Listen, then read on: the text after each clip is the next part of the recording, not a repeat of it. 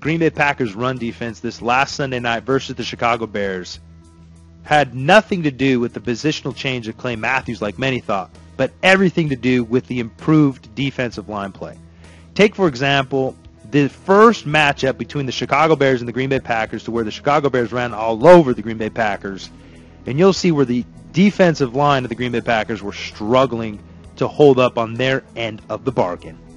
And this was something that just didn't happen in this play, but happened time and time again, that ultimately compromised their run defense.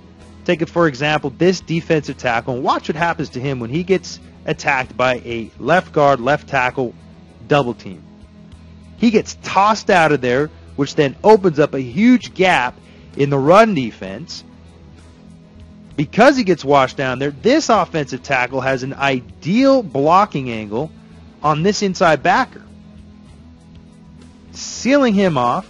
And then lastly, because there's a huge gap in the defense, Matt Forte didn't even have to slow down his momentum, thus exploding up the field for a nice 6 or 7 yard gain. Again, this was something that was happening time and time again with that Packers defense. Their defensive line were getting pushed around.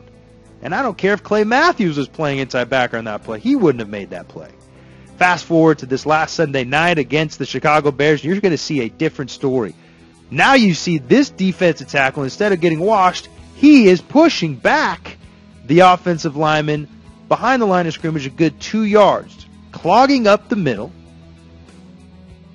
making it to where Matt Forte now has to stop his feet, stop his momentum.